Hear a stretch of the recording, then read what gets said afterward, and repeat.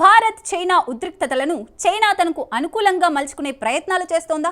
ఇండియాను పాకిస్తాన్ భుజాల మీదుగా కాల్చాలని ప్రయత్నిస్తోందా? ఈ ప్రశ్నలకు అవుననే సమాధానాలే వినిపిస్తున్నాయి. తన సార్వభౌమత్వాన్ని భద్రతను కాపాడుకునేందుకు పాకిస్తాన్ తీసుకునే అన్ని చర్యలకు మద్దతిస్తానని బీజింగ్ ప్రకటించింది. అదొక్కటే కాదు, కేవలం తన భద్రత కోసం తయారు చేసుకున్న PL-15 క్షిపణులను పాక్ ఎయిర్ ఫోర్స్కు అందించింది. ఆఖరికి ఐక్యరాజ్య సమితిలోనూ పహల్గాం ఉగ్రదాడిని తక్కువ చేసి చూపించే కుట్రలు చేసింది.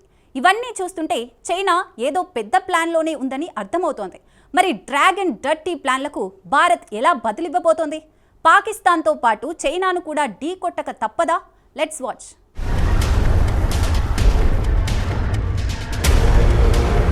భారత్ పాక్ ఉద్రిక్తతలు డ్రాగన్ సీన్లోకి వస్తోందా? పాకిస్తాన్ కు PL-15 క్షిపణులు.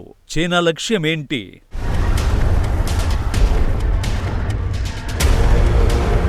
చైనా పాకిస్తాన్తోనూ యుద్ధానికి సిద్ధం కావాల్సిందేనా?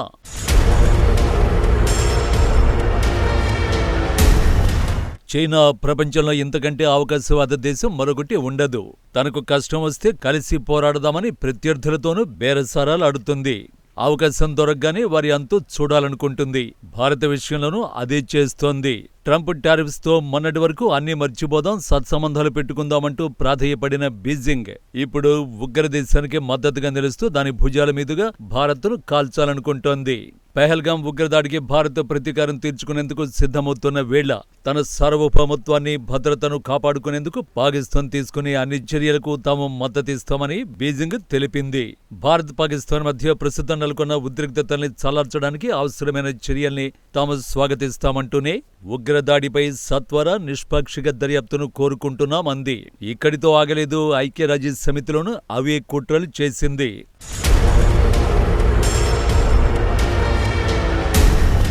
పహల్గాం ఉగ్రదాడిని తీవ్రంగా ఖండించిన ఐక్యరాజ్య సమితి భద్రతా మండలి ఈ దారుణానికి పాల్పడిన వారిని కఠినంగా శిక్షించాలని కోరింది. ఈ మేరకు అమెరికా ప్రతిపాదనను ఆమోదిస్తూ భద్రతా మండలికి అధ్యక్ష హోదాలో ఉన్న ఫ్రాన్స్ ఓ ప్రకటన చేసింది. అమాయక పౌరుల ప్రాణాలను బలిగొన్న ఉగ్రవాదుల్ని కఠినంగా శిక్షించాలని మండలి నొక్కి చెప్పింది. అయితే 2019 నాటి పుల్వామా ఆత్మాహుతి దాడి సమయంలో ప్రకటన చేసిన ఐక్యరాజ్య సమితి భారత ప్రభుత్వానికి సహకరించాలని కోరింది. కానీ ఈసారి భారత పేరును ప్రస్తావించకుండా అన్ని సంబంధిత అధికారులకు సహకరించాలని కోరింది.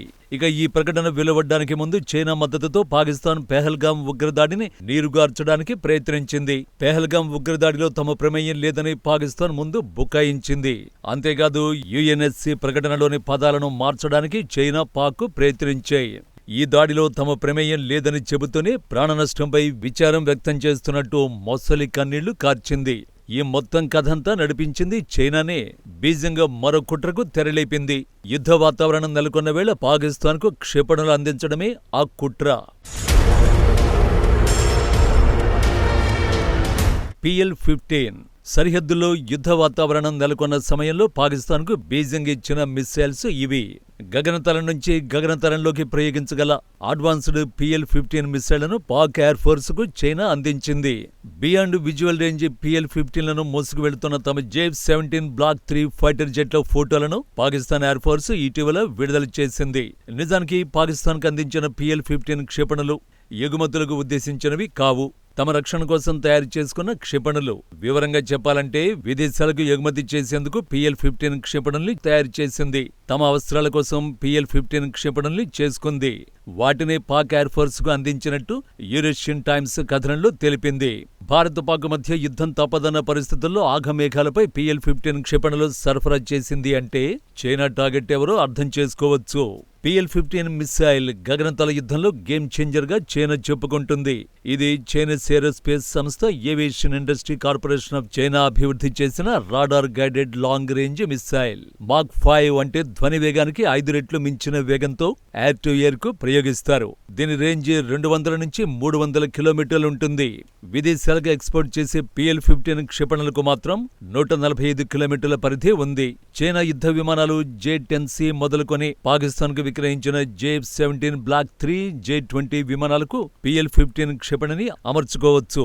చాలా కాలం క్రితం చైనా తన J-17 బ్లాక్ 3 యుద్ధ విమానాలను పాకిస్తాన్ కు విక్రయించింది. భారత్తో ఉద్రిక్తతల వేళ ఆ యుద్ధ విమానాలకే PL-15 క్షిపణుల్ని అమర్చి ఫోటోలు విడుదల చేసింది పాకిస్తాన్ ఎయిర్ ఫోర్స్. ఈ చర్యల ద్వారా భారత్ను భయపెట్టాలనేది PAF ప్లాన్. PL-15 క్షిపణులతో ఇండియన్ ఎయిర్ ఫోర్స్కు చిక్కులు తప్పవని నివేదికలు చెబుతున్నాయి. అయితే వాటిని ఢీకొట్టే ఆప్షన్ కూడా మన దగ్గరుంది. దాని పేరు మీటియోర్. గగనతలం నుంచి గగనతలానికి ప్రయోగించగల మీటియోర్ MICA దూరశ్రేణి క్షిపణుల్ని ప్రస్తుతం భారత్ చెంత ఉన్న రాఫెల్ యుద్ధ విమానాలకు అమర్చొచ్చు. మీటియోర్ మిసైల్ రేంజ్ 100 నుంచి 200 కిలోమీటర్లు. ధ్వని వేగానికి 4 రెట్లు మించిన వేగాన్ని అది అందుకోగలదు. ఇది కాకుండా రష్యా పవర్ఫుల్ మిసైల్ R-37M రూపంలో మరో ఆప్షన్ కూడా ఉంది. మాక్ 6 వేగాన్ని అందుకోగల ఈ హైపర్సోనిక్ మిసైల్ 300 నుంచి 400 కిలోమీటర్ల పరిధిలోని లక్ష్యాలను ధ్వంసం చేస్తుంది. ఉక్రెయిన్ యుద్ధంలో మాస్కో దీన్ని విస్తృతంగా వినియోగించింది. ఉక్రెయిన్ ఎయిర్ ఫోర్స్ కి R-37M క్షిపణి నుంచే ప్రధాన ముప్పు ఎదురైంది అంటే అతిశయోక్తి కాదు. R-37M ను అమర్చిన MiG-31 విమానాలు ఉక్రెయిన్ యుద్ధ విమానాల్ని కూల్చిపడేశాయి. ఉక్రెయిన్ F-16 ఫైటర్ను సైతం R-37Mలతోనే రష్యా కూల్చింది. అన్నింటికి మించి సుఖోయ్ Su-30 OSM-2 ఫైటర్లకు R-37M క్షిపణులను అమర్చే వీలుంది. భారత్ దగ్గర సుఖోయ్ Su-30 శ్రేణికి కొదవలేదు. పైగా R-37M క్షిపణుల్ని పుతిన్ ఎప్పుడో ఆఫర్ చేశారు. అంతేకాదు JF-17 ఫైటర్లకు కౌంటర్గా ఉన్న రాఫెల్ యుద్ధ విమానాలకు వీటిని అమర్చే దిశగా చర్చలు జరుగుతున్నాయి. కాబట్టి చైనా మిసైళ్లను చూసి భయపడే సీనే ఉండదు. నిజానికి 2019లో బాలకోట్ దాడుల సందర్భంగా ఇండియాకు చెందిన MiG-21 బైసన్ యుద్ధ విమానాన్ని పాక్ తన F-16 విమానం అమ్రామ్ క్షిపణితో కూల్చేసింది. నాడు ఇండియా చెంత దూరశ్రేణి క్షిపణులు లేకపోవడం పెద్ద లోటు. ఆ తర్వాత మీటియోర్ క్షిపణుల్ని అమర్చిన రాఫెల్ విమానాలను భారత్ మోహరించింది. రష్యన్ మిసైళ్లు కూడా అందితే పాకిస్తాన్కు చైనాకు చుక్కలు చూపించడం ఖాయం. ఈ మొత్తం వ్యవహారంలో ఒకటి మాత్రం క్రిస్టల్ క్లియర్ గా కనిపిస్తోంది. భారత్ పోరాడాల్సింది పాకిస్తాన్తో మాత్రమే కాదు, డ్రాగన్ కంట్రీతో కూడా.